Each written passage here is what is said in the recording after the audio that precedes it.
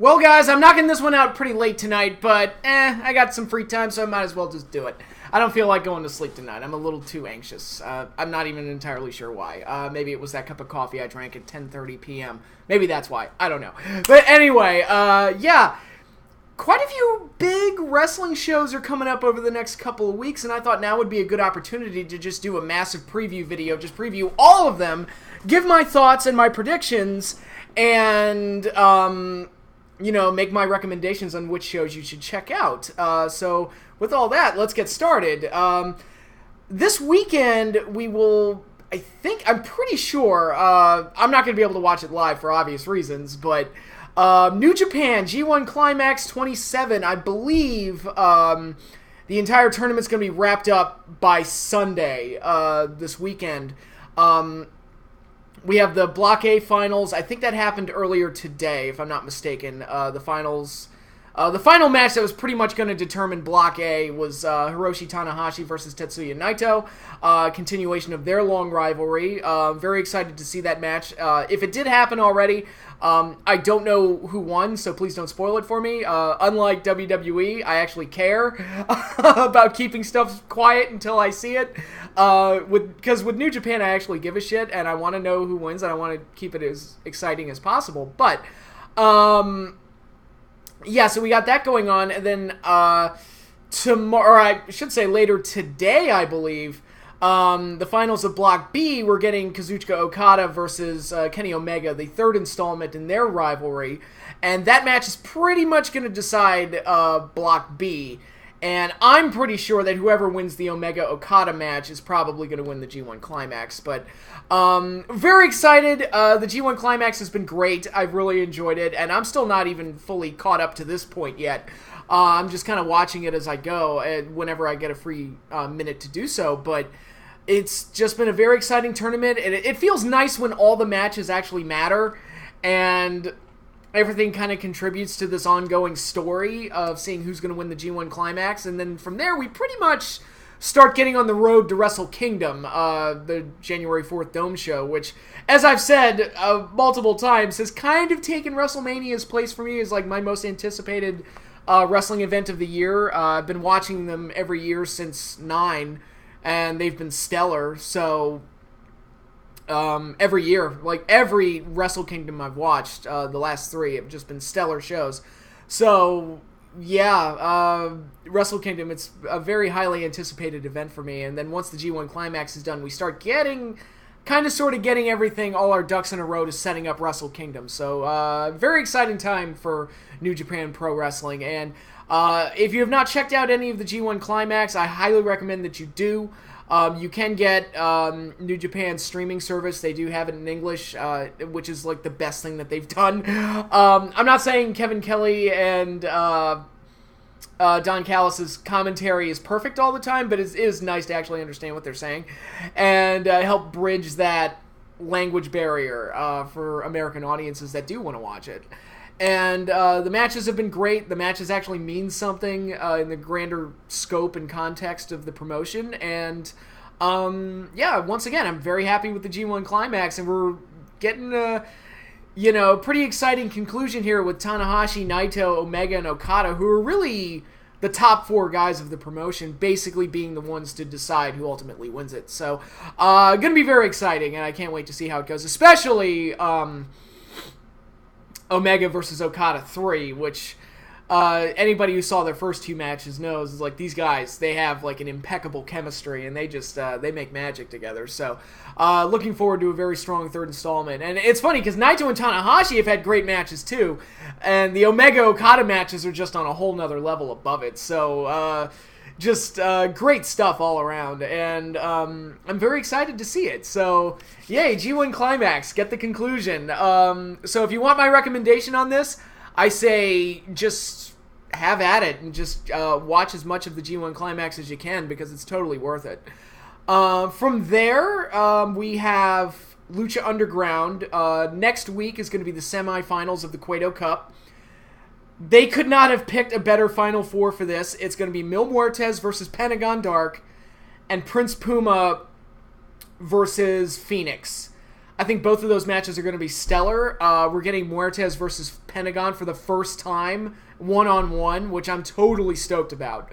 That one I'm really looking forward to. And Puma and Phoenix, they've worked with each other before, and they've had stellar matches in the past. I remember very early on they had a Lucha Underground title match, like shortly after Puma won the title the first time. And it's I expect that match to be very good as well. And once we get past the semifinals, the next week is going to be the finals and the long-anticipated Lucha Underground Championship match between Rey Mysterio and Johnny Mundo. Johnny Mundo being the champion. And they've been building that match up since, like, week 2 when they returned for Season 3. They did the all-night long match, and then I think they announced the Rey Mundo match, like, the next week, and they've been building it up ever since. So we've waited quite a lot. 2 months. We've waited about 2 months for this match, but it feels like an eternity in a good way. It's just like, man, I'm really chomping at the bits here, waiting to see this match. The video packages that they've done, the angles that they've done on TV with Mundo attacking Dominic and really raising the ire of Rey Mysterio. So very strong stuff going on there. I think the build-up here has been great. Rey and Johnny Mundo, when he was John Morrison, had an excellent Intercontinental title match back on SmackDown in 2009 that people still talk about today. So it wasn't just one of those forgettable TV matches. People still talk about that match, which I think is pretty cool. This match has a different dynamic, though, because Johnny Mundo is clearly the heel. Their first match was basically face versus face, but this match, Mundo's the heel and has all that heat. So I'm expecting a very different kind of match out of them, and I think it's going to be very good and very exciting. And as for who wins the Cueto Cup, the winner of the tournament gets a title shot against whoever wins Mundo versus Rey and that title match will take place at Ultima Lucha a few weeks later. So, we're getting ready for Ultima Lucha Trace, because so many great stuff going on in Lucha right now. Who's going to win? I guess if I wanted to find out, I would just read the spoilers, but I think it's going to be either Puma or Pentagon, so I'm expecting the finals to be Puma versus Pentagon. I'm leaning more towards Puma to win it. I think the main event to Ultima Lucha Trace is going to be either Pentagon versus Rey, Puma versus Rey 2, or Mundo versus Puma. It's going to be one of those three. I think Mil Muertes is going to be wrapped up with Cage, which the ending to this week's episode of Lucha Underground was so fucking cool and really set the stage for a Muertes Cage match while also expanding their own mythology and giving us a few more reveals about Katrina's backstory and all of that. Great stuff. I love the world that Lucha Underground has created. It's so crazy, but it's so great at the same time. And, the match that Muertes had with Jeremiah Crane this week was, holy shit, that match was insane. Wow. Crazy, crazy brawl. But, Lucha Underground has been very good lately. And we've got the next 2 shows, which are going to be huge. And I'm definitely not going to miss them. So, we're not even at Ultima Lucha yet. So we've got plenty of great stuff to look forward to in regards to what Lucha Underground is delivering. They're the best episodic wrestling show on TV right now. I encourage as many people to check it out as possible. And Lucha Underground is one of the few wrestling shows that I say definitely start from episode 1 and watch all the way through. I've made that recommendation in the past, but if you have been watching Lucha Underground or you're not caught up yet, get caught up because it's been very good. And the Cueto Cup, I think we're going to get a very exciting climax out of it, and we're going to get a stellar title match out of Rey versus Mundo. So, nothing but great stuff there. Absolutely. Lucha Underground gets my thumbs up. I recommend it. Check out the next couple weeks. Stick around, and then you'll get Ultima Lucha in a few more weeks, and it'll be even better. I think they're getting close to their 100th episode, too, which is going to be exciting to watch. I'm just grateful that Lucha's lasted as long as it has, because, like I said, it feels like every year we go into that discussion. It's like, okay, is Lucha Underground coming back? Okay, is Lucha Underground coming back? And it's always a bit of a nail-biter, but I've been so happy to have it around, and it's been such a joy. It's been such a joy. And God, I love it. But one show that I do not love, on Thursday, we're getting GFW's Big Special Impact. GFW lately, I think, has been very dry, very boring. There's just not a whole lot going on there that's that intriguing. Their next episode of Impact is going to be Destination X, which is the X Division centered show.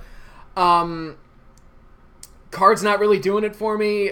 We've got Gail Kim versus Sienna for the women's title. I'm not that big into Sienna. I don't know why she's getting the push. I think Rosemary was the more interesting character and would have been the more fun one to go with, but oh well. So we got that match. We've got Bobby Lashley versus Matt Sydal. The winner gets a title shot of his choosing. I guess that'll be okay. I mean, I feel like I've seen this match before with Lashley's matches with like Eddie Edwards and stuff like that. I'm just not overly interested in it, to be perfectly honest. We're getting the finals of the Super X Cup tournament, which is not what I wanted. I wanted Drago versus ACH, and they didn't do that. It's Ishimori versus that Xavier guy. I'm not entirely sure who that is, but it'll probably be fine. But like I said, Drago and ACH were my two guys, and when they lost, it's like, okay, kind of lost all my reasons to care now. So there's that. You got Sanjay Dutt versus Trevor Lee for the X Division title in a ladder match. Have they just dumped the Option C thing that Austin Aries started, where you give up the X title for a world title shot? I guess they have, because they're not doing it at this show. But yeah, I'm sure it'll be fine. I'm sure. I'm just not overly invested in it. And we're getting Alberto El Patron versus Low Key for the Unified World Championship, which I fully expect Low Key to win because of Alberto's recent problems, shall we say. So I wouldn't be surprised if Low Key walked out with the belts, but it's just, there's just nothing going on right now that's that exciting. It's just kind of there. It's just a show. It's not annoying like Raw or SmackDown can be at times. It's just there. It exists, and you watch it and you feel like you watch nothing. And which I guess you could say in some ways is worse because it's not very memorable. But yeah, not looking forward to that show. I am going to check it out because I don't know, I have problems. I don't recommend it though. It's not one that I'm super excited about, and I could easily see myself, if it's not clicking with me, I could easily see myself just switching off and watching something else. But yeah, just not a lot of stuff going on there that's that exciting. And also, low-key, stop wearing a suit in the ring. I know that you're referencing the Hitman games. I know. But it looks weird when you go out there and wrestle in a suit. I thought it was weird when Mike Rotunda did it as IRS. And he didn't even wear a sports jacket. He was just wearing the suspenders and the tie and everything. It just looked weird. But, yeah, just not that interested in GFW's next offerings. But we'll see. Maybe they'll surprise me. Who knows? We shall see. But one show that I am very excited about, and it's a WWE show, believe it or not, NXT TakeOver Brooklyn 3, the next big TakeOver special. Plenty of good stuff on that show that I'm interested in. I don't think there's anything on there that makes me go, ooh, that's a potential match of the year candidate or anything like that. But I do look at that card as like, ooh, I am interested in seeing who goes over and what happens. So, hey, maybe we'll get lucky and we'll get something great out of it. And you know what? They built the card up well enough that I'm willing to give it definitely more of a chance than SummerSlam, which we're saving SummerSlam for last. I'll get there when I get there. But what's the card for this? We've got Johnny Gargano versus Andrade Cien Almas. Gargano just made his return. I expect Gargano to go over. This will probably be a fine match. I'm just waiting for Ciampa to come back from injury, and then we can get that program started and get Gargano versus Ciampa, because that's a match. I mean, right now, that's the match from NXT that I really want to see, and I think that should be, like, maybe even save that one for WrestleMania weekend next year and just build the hell out of it. But, yeah, so we got that one. We've got Hideo Itami versus Aleister Black. I love Aleister Black. I think he has been great on NXT. And it's mostly just squash matches, but he just goes out there and murders people, and he's just great. I love the look, I love the presentation, I love the theme music, everything about him. He's just fucking cool, and I think he's a really good addition to the roster. I think the heel turn for Itami has done wonders for him, giving him a little bit more meat than what he was before, and, you know, as long as he doesn't get hurt, I think Itami can really contribute. I'm glad that they didn't do the match with Chris Hero at this special because I can't stand to watch Chris Hero anymore. It just makes me sad. It's like, dude, about your weight and about the way that you look, you either need to lose 20 or gain 40. Like, you either gotta, like, get on a goddamn treadmill and lose the weight, or you gotta just make it your gimmick like Adrian Adonis style and just get fat as fuck. This in-between shit just ain't working. I mean, he's flabby enough to where he has to wear a shirt, but he's not flabby enough to where him being a fat guy is funny. Or, you know what I mean? Like, so it's like, you just look terrible, and just please fix it. However you want to go with it, I don't care. Just fix it. And I love Chris Hero. I liked him. I liked the Kings of Wrestling. I was a big mark for that tag team. And it's like, dude, what have you...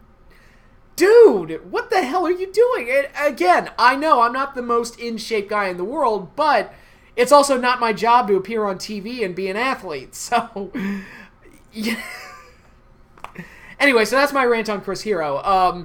I'm looking forward to the Itami Aleister Black match. I think it's going to be a really good one. I honestly don't know who's going to go over, too, because they've been pushing Itami as this heel. So logic dictates, is like, oh, maybe he should win. But Aleister Black is undefeated. Do you want to end his undefeated streak here? I don't know. Is it time yet? I don't know. I would probably save it for when he eventually faces the NXT champion, and then consider ending the streak if you want to have the champion go over. But, yeah, I like both guys. I think this could be a really good match, and, yeah, I'm looking forward to it. I think it'll be good. Next up, we have the NXT Tag Title match, the Authors of Pain versus Sanity for the NXT Tag Titles. Very different tag title match from what we've been getting lately, which are kind of the big versus small. You've had the Authors of Pain going up against DIY, the Revival thrown in as well. Last year, it was basically all Revival, you know, kind of old school 80s style tag matches with kind of a new age flair. And those were all great, like the matches with American Alpha and the matches with DIY, which were stellar. And the matches that the Authors of Pain had with the Revival and with DIY, also great. I think the last TakeOver special, you look at that ladder match and you look at the UK title match on that show, those might be the WWE's two best matches of the year. Number 3 would probably be Goldberg versus Lesnar from WrestleMania, but it's... Yeah, I think the Authors of Pain work really well, but I think this match is going to be the bruiser match. I'm like, okay, these are like the brawling guys that are going to beat the crap out of each other. It's like, okay, this is exciting. This is because anybody who knows me, it's like, dude, I love fucking bruiser tag teams. I like the Acolytes, APA, whatever you want to call them. I even like Chronic in WCW. It's like, look, they're just two big guys that beat the shit out of people. Isn't that great? It's awesome. Undertaker and Kane, whenever they were a tag team, I liked them. Road Warriors, Demolition. Yeah, you know, Anderson and Gallows before they got ruined. You know, I love bruisers. Bruisers are great. And I'm looking forward to this match because of it, because I'm just looking for these guys to just beat the crap out of each other. And I wonder, is this going to be the time that, okay, is this going to be the answer to the Authors of Pain? Just fight fire with fire and just let the crazy brawling guys take them down? I don't know. We'll see. It'll be very interesting either way. If I had to give a prediction, I wouldn't be surprised if Sanity won the titles. But, yeah, I'm looking forward to that tag match, though. I think it's going to be fun and one that I'm going to enjoy. Next up, we have the women's title match. Asuka defending against Ember Moon, the second match that they've had. I think I made the point back at the last TakeOver special when I said that it was actually kind of... it was kind of fortuitous that Ember Moon got hurt, because I think having that extra build leading into this rematch kind of makes this one better and gave it a little bit more time to breathe and develop as a story. So, I mean, you never like to see anybody get hurt, but I think Ember Moon, even getting left out of the 4-way that they were going to do, I think was good. I think it kind of allowed this story to kind of grow and breathe and make this rematch mean a little bit more. I thought their first match was good. I expect this one to be good. I think this is one where I'm thinking, okay, is this where Asuka loses? I think she might lose this one, and I want to be if Asuka does lose this one, I want to be there to see it, because she's had this really long, dominant, record-setting reign, and I'm like, I want to see her lose when it finally happens. So I think this is, so far, I think this is the best opportunity to end it. I'm not saying it's definite, but I think it's at least 50-50. I could definitely see Ember winning this match. But I could also see Asuka retaining, so that's what makes it exciting. I don't know who's going to go over. Isn't that fun to not know and for it to not be super obvious? So yeah, I think this match is going to be really good. And I'm looking forward to seeing who wins it. And then that brings us to the main event. Bobby Roode defending the NXT World Title against Drew McIntyre. Drew McIntyre. Yeah, I said that right. I don't know. I was thinking about his TNA name, Drew Galloway. I'm like, no, it's McIntyre now. Yeah, he went back to his old name.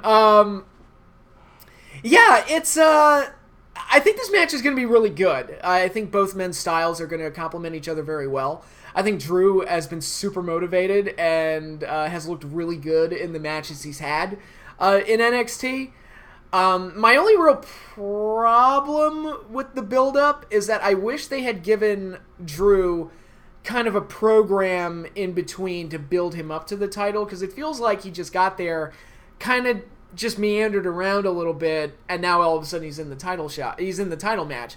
I mean, he hasn't. I don't think he's lost a match since he's been there, so it's not like they made him look bad. It's just that he's just kind of been there, and now he's in title contention. I would have liked for him to have a program in between to set him up for that. Much like Bobby Roode, they set him up to be pushed to the main event through the program that he had with Ty Dillinger. So,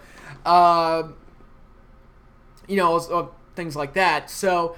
But, I mean, that's a minor complaint. I think this main event's going to be really good. I'm looking forward to it. I would not be surprised if Drew won the title. So you could very well see all the titles change hands tonight, which would be next Saturday, I should say. So that's going to be very interesting, and I'm looking forward to seeing it. So, I think NXT TakeOver Brooklyn 3 is going to be a very exciting show. I think it's going to be another good one from TakeOver because they're all good. They haven't had a bad one yet. Even their lower end ones were at least solid. And at best, you get shows like Our Evolution or the first Brooklyn show, which were absolutely stellar and just damn near perfect. So, the NXT TakeOver specials have been fairly consistent in their quality, and something that I look forward to. And quite honestly, it's the only thing in the WWE right now that I'm still watching. Other than old pay-per-views, and I actually I saw their WWE's collection list of best of Austin versus McMahon, and I kind of marathoned all of that the other night. So yeah, I'm watching old pay-per-views, old cards, and a bunch of random shit like the Austin McMahon stuff. I don't really give a shit about Raw or SmackDown. I cannot be bothered to give a shit. And that leads me into previewing SummerSlam 2017, which I don't know the full card for because I just haven't caught up with it. So, I'm going to put my specs on, and we're going to check out what is on this card that what have the shows that I have not been following too closely. I've read the results, but I haven't actually watched them. What is the card that they're going to be giving us at SummerSlam? Let's see. John Cena versus Baron Corbin. Next. Finn Balor versus Bray Wyatt. Balor better go over. That's all I'm going to say. Bray's already ruined. I'm sorry. He can't be fixed at this point.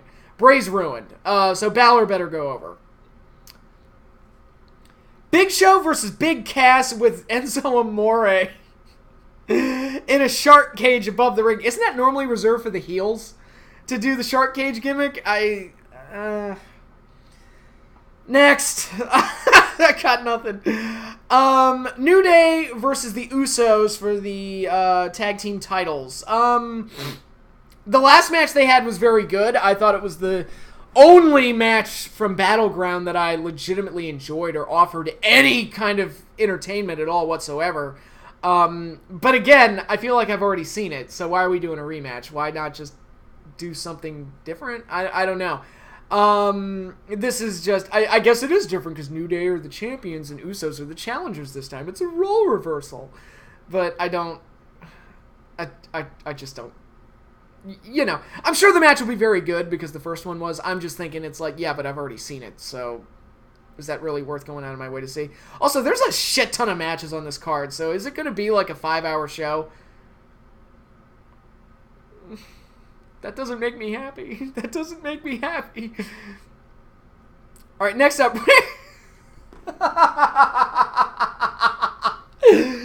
Randy Orton versus Rusev next. No, thank you. That one's not going to do it for me. For the United States title, AJ Styles versus Kevin Owens for the 845th time. This time, though, with Shane McMahon as the guest referee. I guess that they're setting up Owens versus Shane in a program, but here's how bad WWE has gotten. You have taken AJ Styles, one of my favorite wrestlers on the planet. Like, he is easily in my top 3. And Kevin Owens, who is also very high on my list. I would say maybe not top 10, but top 15, top 20 in the world. I really like Kevin Owens. You've taken a series of matches between these two and made me sick of seeing it. Because I know they've done rematches on SmackDown, right? It's like the episode where they did Nakamura versus Cena, they also had AJ versus Owens, and I'm like, what, again? How many times are you going to do this fucking match? I don't care. Again, compare that to New Japan, where, like, Okada versus Omega 3, I will crawl across broken glass to see that match, because they actually spaced out the fucking rematches to where it's like, okay, when's the next one gonna come? We gotta wait for it, and then when it happens, I'm happy. Here, it's just like, okay, these two guys are wrestling each other, and they're gonna wrestle each other for the next 3 months, and that's all it's gonna be, and fuck you if you don't like it. It's like, alright. So hopefully this is the last one, because no more AJ and Owens, for the love of God. Neville versus Akira Tozawa for the Cruiserweight title. Again, I feel like we've seen this already. I mean, I'm sure the match will be fine, but whatever. Okay, next. Okay, 2 women's matches. We got Naomi versus Natalya, which I knew about from Battleground. So they set it up at Battleground, so I'm like, all right, that's whatever. And then we got Alexa Bliss versus either Sasha Banks or Nia Jax, who will be replacing Bayley, who got injured and apparently got booed out of the building on Raw this week. I'm not surprised. They have completely ruined Bayley and completely destroyed any likability about her that she had in NXT. So her, like, completely flopping as a babyface is not a shock to me at all. I think Sasha is probably going to be the one they go with here. So Alexa versus Sasha, match will probably be solid. Sasha's another one who I think has been poorly handled. Like, really right now, as far as the women goes, Alexa Bliss is the best one. Just in terms of her character and how she's been booked. She's the only one that's had any kind of stability as a character, or like any kind of leg to stand on as being an interesting character. But, and because of that, I think she should probably retain. It's like, go with the hot hand at this point. But, yeah. What else is there for me to really say? Then for the WWE title, we've got Jinder Mahal versus Shinsuke Nakamura. Nakamura better go over. I mean, they gave him a win over Cena. Just give him the fucking belt. Just do it. Because this Jinder thing ain't working. It's just not. I watched all 3 of his matches with Orton, and I'm just like, this thing isn't working. It's just not working. I'm watching it. I know what I see, and I know it's getting over like a lead balloon. I can just see it, and I can feel it. There's no intrigue here. So to me, it's like, just give the belt to Nakamura and just be done with it. However, they may punish Nakamura for almost, killing John Cena in their match. So they might use that as an excuse to keep the belt on Jinder. Who knows? But in any case, then we go to the main event. What I'm pretty sure is going to be the main event, given the build-up. Brock Lesnar versus Roman Reigns versus Samoa Joe versus Braun Strowman in a 4-way for the Universal Championship. Honestly, this is the only interesting match on the show. It's another one. I honestly don't know who's going to win, but that's only because I know that their end game is Lesnar versus Reigns at WrestleMania. And I know they did the thing on Raw this Monday with Heyman saying that if Lesnar doesn't win, he'll leave the WWE, which I'm like, yeah, but he'll probably be back at WrestleMania. So I'm still counting on it to be Lesnar versus Reigns at WrestleMania. So however they get to that, I don't know. I think... The next title match they're going to do is Lesnar versus Strowman one-on-one. Because it's the only one of these pairings, it's the only one we haven't seen. We've seen Lesnar versus Reigns, and we're going to get it again at WrestleMania, because, why not? We've seen Lesnar versus Joe. I think they want to do Lesnar versus Strowman at some point. I would have done it at this show, personally, because I'm actually a big fan of Strowman. He's one of the few guys in WWE that I think is legitimately interesting.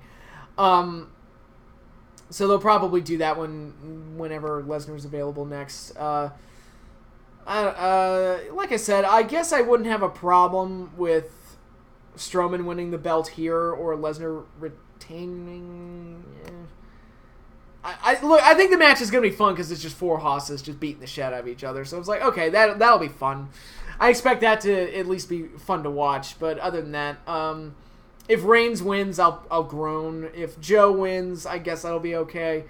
Strowman would be my guy, though. If I had to pick a choice for who I'd want to go over in this match, I would pick Strowman. But I'm not going to hold my breath waiting for that either. So that is the card for SummerSlam 2017.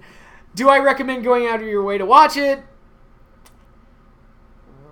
Not really. Not unless you're super invested in that card, which if you are, more power to you. I'm looking at those matches. I'm like, AJ and Owens, no thank you. Rusev versus Orton, no thank you. Corbin versus Cena, no thank you. Balor versus Wyatt, no thank you. It's amazing how like they've taken some of these guys and just made me just completely not care about them at all. Like Bray Wyatt, I've officially like, nope, he's dead to me. He's just, nope, we're done here. It's really sad that that's happened, but bad booking will kill you. That's nature of the beast, unfortunately. So those are all my previews for the upcoming shows. Like I said, G1 Climax, Lucha Underground, and NXT TakeOver, those are the ones to watch, in my opinion. If you want to watch Destination X, sure, go for it. If you want to watch SummerSlam, I feel like WWE pay-per-views have become like the Rankin Bass, like stop-motion Christmas specials. They're not really that good, but we watch them because we feel like we have to. It's like, oh, it's that time of the year, time to watch Rudolph the Red-Nosed Reindeer. Oh, it's that time of the year, time to watch SummerSlam again, even though I'm probably not going to like it. But, hey, whatever.